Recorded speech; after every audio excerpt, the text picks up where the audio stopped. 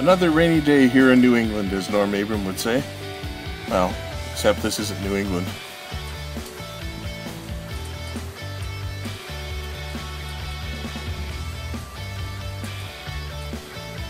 Nice in the shop, though. Hi, I'm Howard Rattan. Welcome to my wood shop. A while back I put an article on my website about my Renovator's tool bag. Well, as you can see, if you've read the other article, the bag has changed, so I thought I might make a video this time and take you for a little tour around the bag.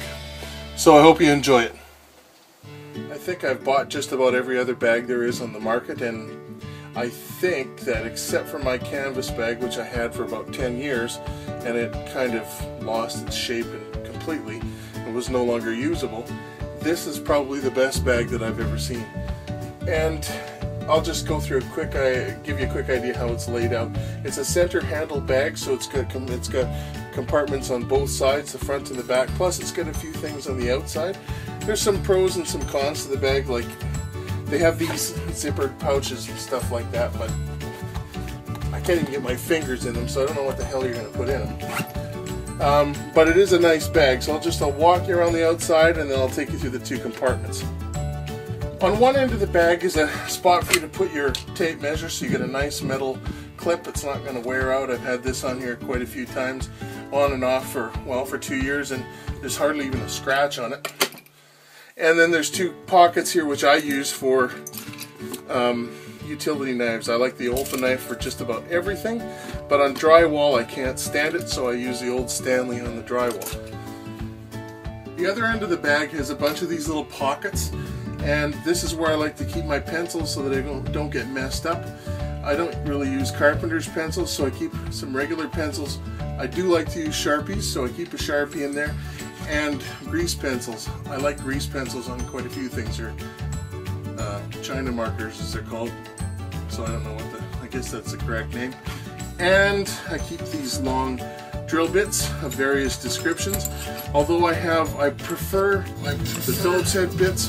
It's Robertson, you dummy! Better, so I do carry more of that stuff, and I carry my little circuit tester thing for testing whether or not circuits are live. Nice and handy, because it's good to test that before you do anything else. One side of the tool bag has all these little pockets, and that's, I would say, my main tool compartment. The other side basically has a bin, and it's got a few pockets in there as well. So I'll start with this one. It's the main one. First thing I should say is I just finished doing a little bit of a plumbing job, so there are things in here that don't normally live here. I do have another tool bag, but I don't always take. The other one is a Vito as well, but it's the double XL, and it can be pretty darn heavy, so sometimes I just take a handful of things out of it and stick it in this bag. So this bag is never completely full, so I have a little bit of space to put other things in. So for example, my caulking gun sits in here probably 50% of the time, but not all the time. So I've got a little space where I can stick the handle down and it'll rest in there and it won't get in the way, and I can flip this thing over so it won't catch on stuff. But that's not always in there, but probably about half the time. So I'll pitch that and take it out. There's a couple other things that don't always live in here, like I never carry plumbing adhesives in the bag unless I'm doing something, so it's time for them to come out, so I get cleaner and adhesive that doesn't usually live there. And I think actually that's it, because I took the plumber's putty out. So the rest of the stuff that's in here is in here all the time. So I'm going to move the camera a bit and try and show you down inside the bag. Sometimes I like to search YouTube for videos on people's tool collections and stuff like that, just to get ideas from other people. And it's interesting to see what some people think is a basic toolkit. So, I mean, I just watched one a couple weeks ago where the guy had mostly just wrenches, and I couldn't do most of the jobs around the house that I do with just wrenches. What I have in this bag, I can do almost anything, although it does lack a saw, and a lot of the times I'll just carry around my jigsaw, and I've got a saw bag with a couple hand saws, and that'll take care of it. But as far as everything else goes, I can do almost anything with what's in this bag. So inside the main compartment, I'll just give you a walkthrough of what's in here. Obviously, I've got a claw hammer. I carry a 3/8 inch ship auger bit. I use that for decks. I've got a little chisel in here. It's an old one which will have to probably come out because I put a newer one in a few months back. I've got the Yankee Handyman drill. This drill, it's one of those push drills. You put the bit in the end and you just push it and it does all the drilling for you. Is as good as any other drill going, and it's faster to set up, and the bits are in the handle. So if you have to climb a ladder and you need a drill to put a couple screws in and you don't want to carry the 18-volt DeWalt, this is your drill right here. Now I don't know if you can buy these most places anymore, but I know that Garrett Wade does sell a really nice metal version. I've got one of those that I keep in the shop. The tools that are in here are always in the shop, but I pretty much for most things have a copy that sits in the shop that I do woodworking with and I don't do renovations with. So I'll try and stick that back in here. I have a small brad awl.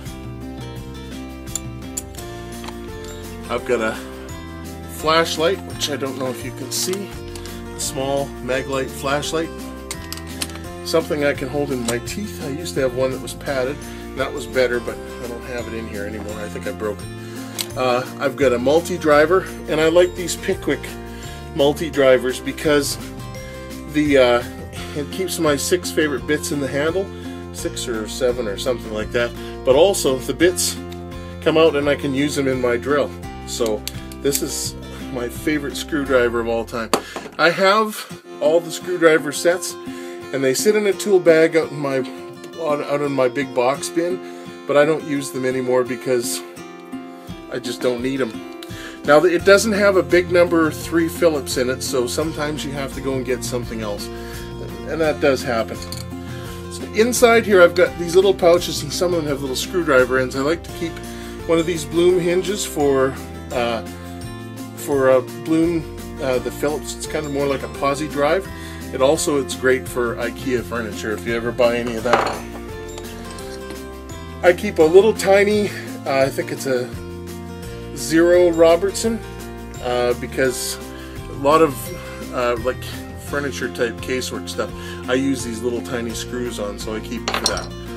I've got a handful of just regular combination wrenches, but only very limited sizes. I do have another bag that's all sockets and wrenches that I will pull out if I need to get some, different wrenches other than that. Got a regular set of needle nose pliers. I've got 2. Oh no, this is a nail puller, a little small nail puller. I've got what I call channel locks, slip joint pliers. Some people call them water pump pliers. These are kind of like middle of the road size. I do have other sizes, but this is the one I keep in my tool bag, and that's the one I use most of the time. We'll go back in, so I'll just pull the next out. These are cable cutters for cutting large electrical cables. I've got a side cutter. I carry a small pry, just a little one for doing, baseboards and stuff like that. It also helps with wood flooring. I carry 3 or 4 common sizes of these nut drivers. Very, very few though, not very many. And over here I've got a sliding bevel. And let me just move the camera for a second.